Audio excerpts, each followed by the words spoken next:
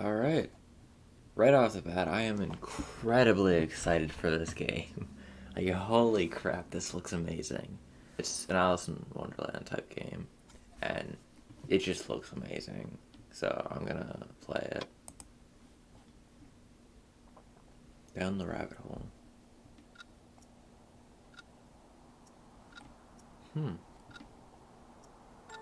I descended through a starry night.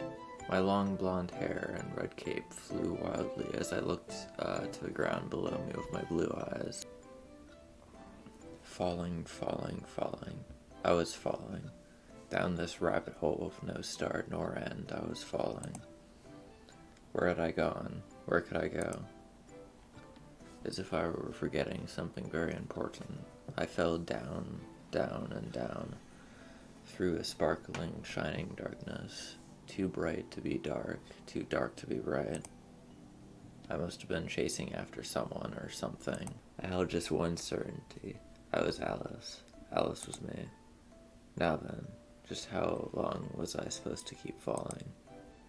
Like the darkness or light, or how he couldn't awaken from this dream.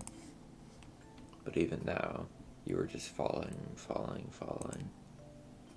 What does it matter?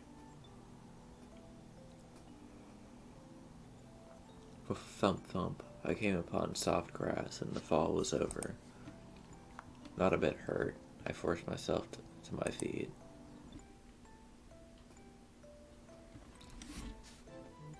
That's... okay. Soon I stumbled upon a rabbit who looked like a girl, or a girl who looked like a rabbit. Perhaps the correct answer was that she was both a girl and a rabbit. She looked quite scared as she stood in the forest clearing. She was even holding her hands to her chest. I called out to her. "Excuse me." Calling out to her caused her to jump. Where was this place? Why was I here? How could I leave to return home? I thought of what to ask her, but she recognized me as soon as I spoke, so my questions were lost in my mouth unasked. She looked to me with troubled eyes. "Alice? White Rabbit? Have you seen Her Majesty? Do you know where she's gone? Where she could go?" "Her Majesty, the Red Queen. She must be taking a vacation of sorts. I only wish that she could have left this little rabbit a note. I'm in a bit of a panic, you see. The land can't run without its queen." She then took on a distracted look. "Please let me know if you catch sight of her." I nodded. Who this Red Queen was, I had not a clue, but a tinkling deja vu. Still, my acceptance of the request let the White Rabbit breathe out a sigh of relief. Just as surprised to pose my own question, she straightened her back in surprise. "I'm afraid I have to go. I'm going to be late." The White Rabbit dashed off. "I want to ask some questions." "Never mind that. Follow her, Alice."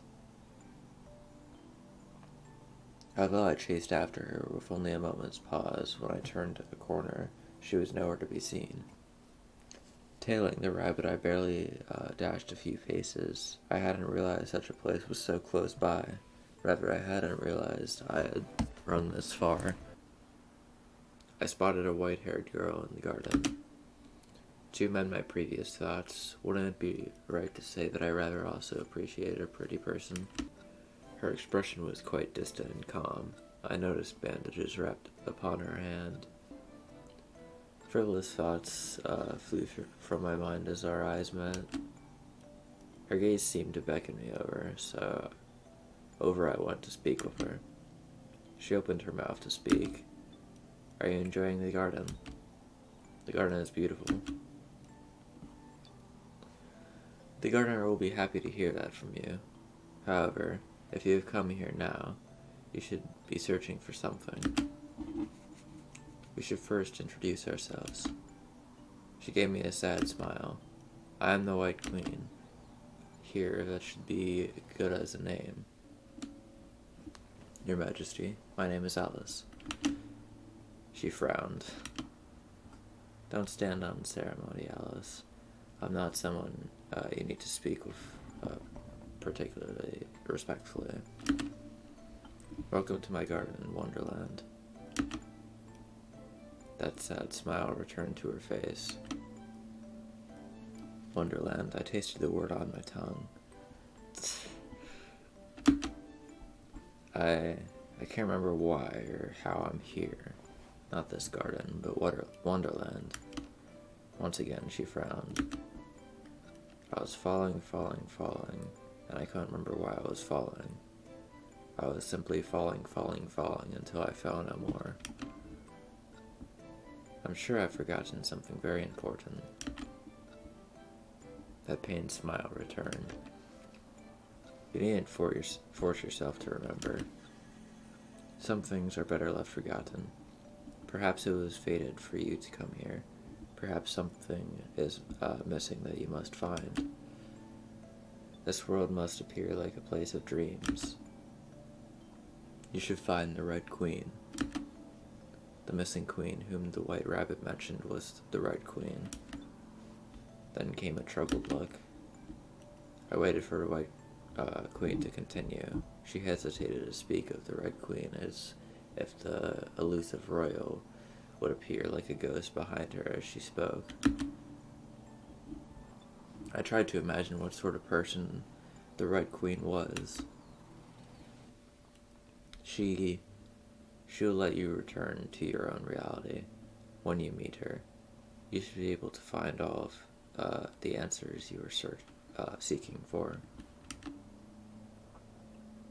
As for where she is, that is for you to discover. Do you dislike her? At first she pursed her lips as if troubled again. Then came that same somber smile. That's a difficult question, Alice. So she's like that. I'll let you judge the Red Queen. You might learn something new about yourself. Shall I head off to find her now? Her face lit up a bit. Why not stay for some tea?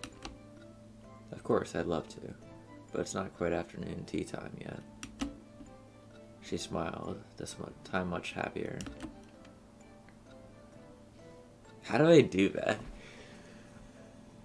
To me, her face looks exactly the same as the sad smile she does, but you can tell she's happier. That's crazy. These artists are really good. What the heck? A later time then. Hee hee. Certainly to have tea outside of tea time wouldn't do. That smile softened into a fond one as she lowered her lips. I won't keep you for too much longer, Alice. I'm sure you'll be able to find that person soon enough. Until later. Later. I waved goodbye to the White Queen and departed from the garden. Glancing back, I saw her gaze linger upon me. That poor smile of hers had turned somber again. Search for the Red Queen. This is a good song. I stepped onto a twisting path in the forest. I didn't know which way to go to find the elusive Red Queen, turning left and right.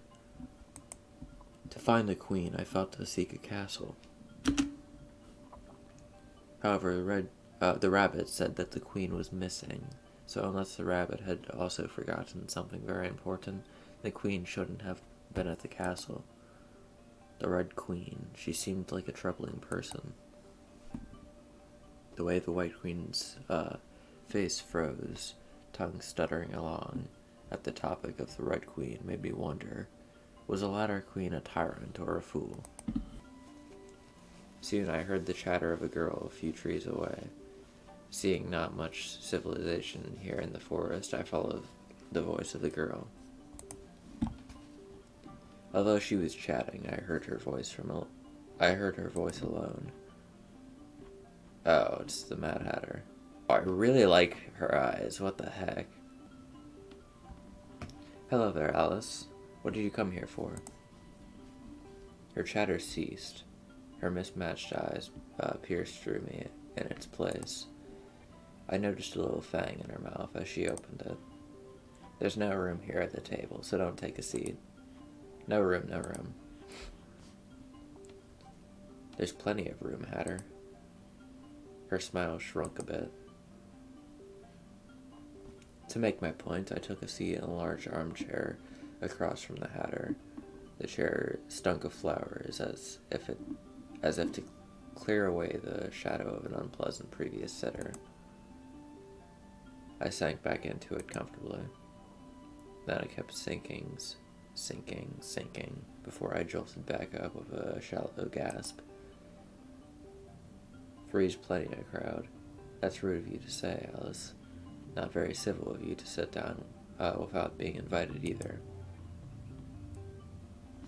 She granted me a cheeky grin and a wink. But whatever. Let's just treat you as our extra guest for tomorrow. Not today? Aren't they the same? Yesterday, today, tomorrow. But since I'd rather not deal with it today, we just treat it as for tomorrow. Dormouse and March don't mind. You mentioned 3, but I only see 1. You don't see the puppets? She wiggled the puppets on her hands as if to explain everything. I'm scared Alice might be blind.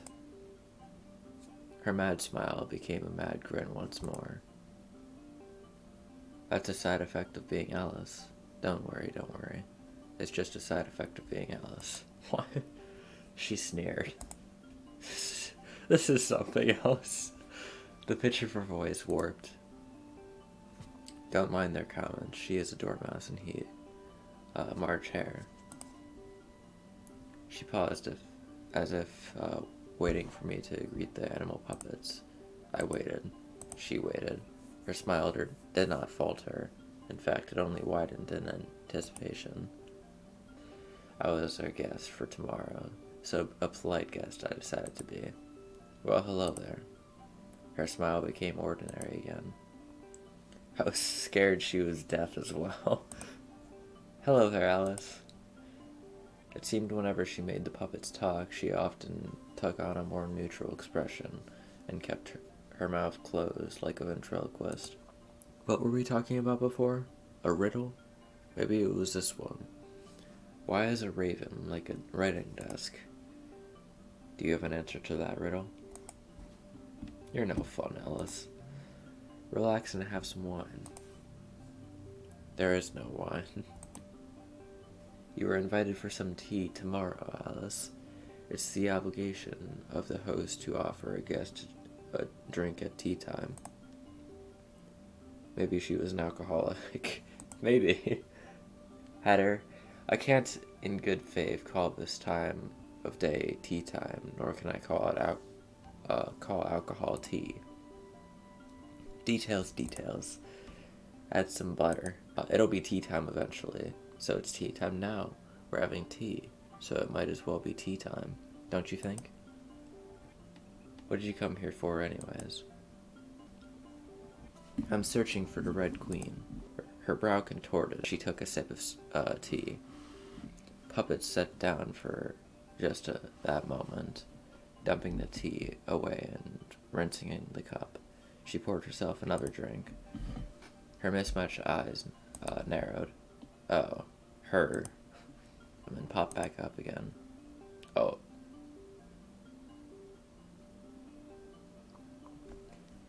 Her expression was back to its usual state. Stay and chat for a moment.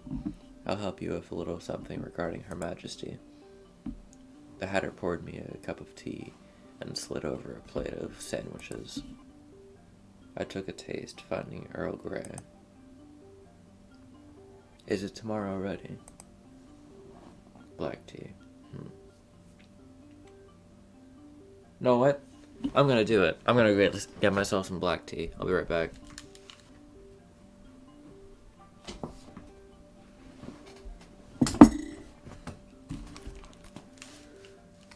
Well, we were out of black tea, but we had green tea. So I got my Breaking Bad mug, and now I'm having tea with the Mad Hatter. This is something else.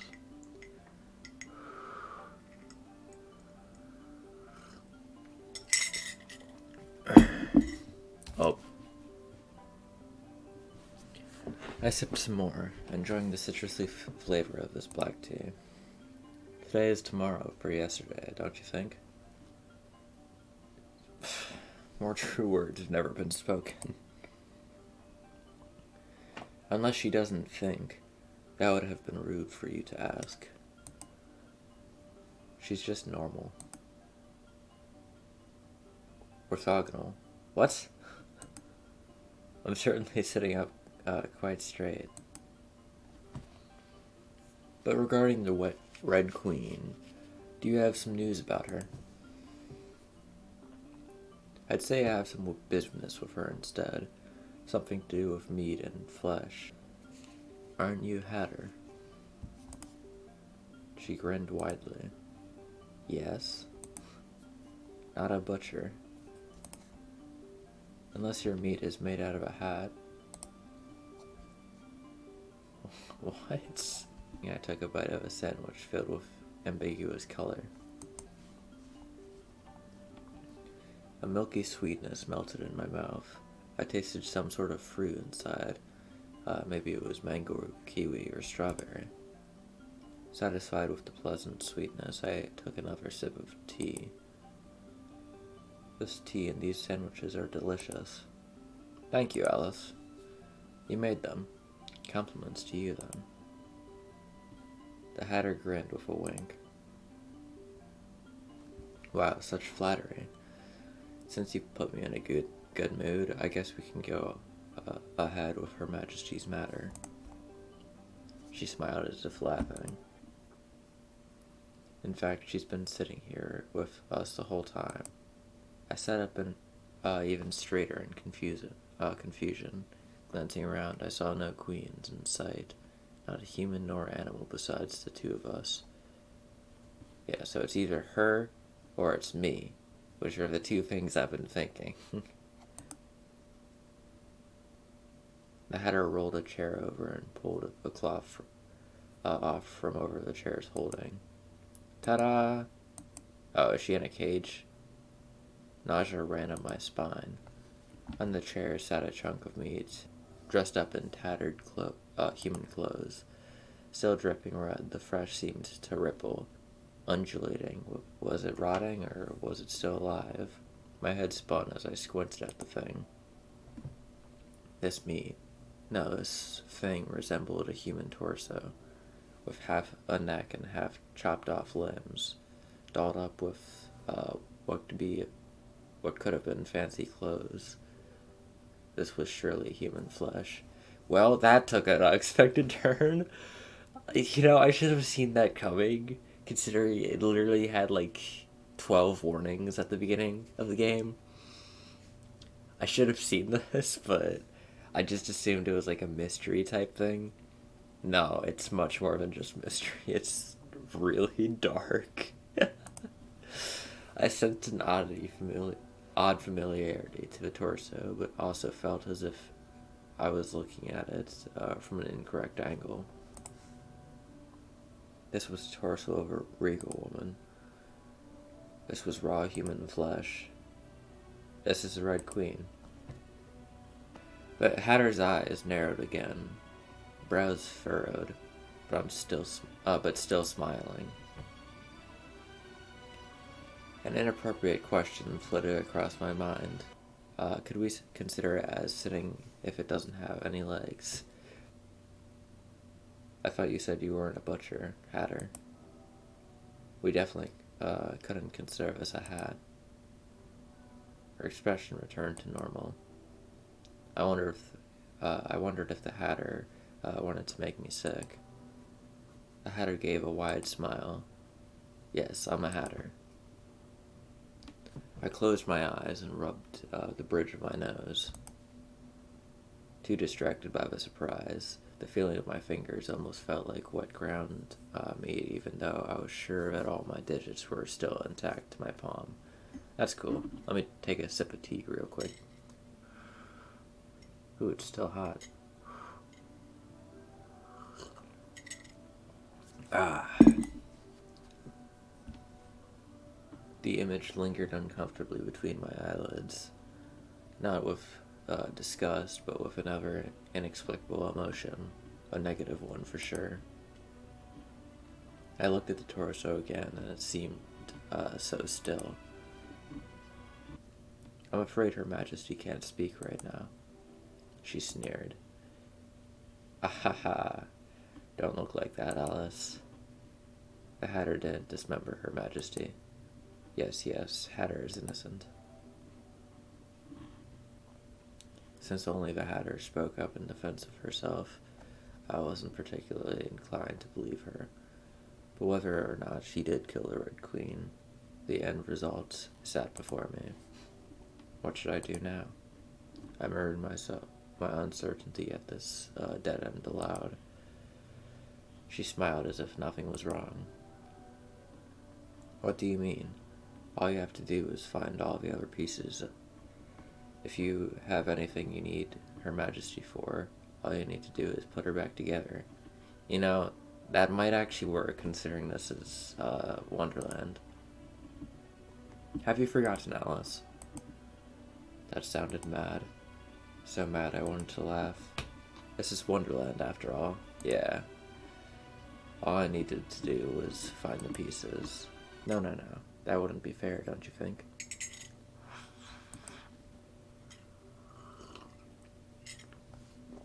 Once you find most of her parts, let's just say the limbs, I'll give you a special present and help you out again. She patted a box off to the side of the table. The box was just big enough for a cat or a cake, or maybe something like a hat or a head. Of course, don't peek or try to find out what the present is. It wouldn't be a surprise like that, and I'll be very, very upset if you cheat. The Hatter's mismatched eyes wandered, looking distracted as she did so. Now then, I've got to go grab something off the stove before it burns. The Hatter got up from her seat and walked away. Can I save? Hang on. Options. Save.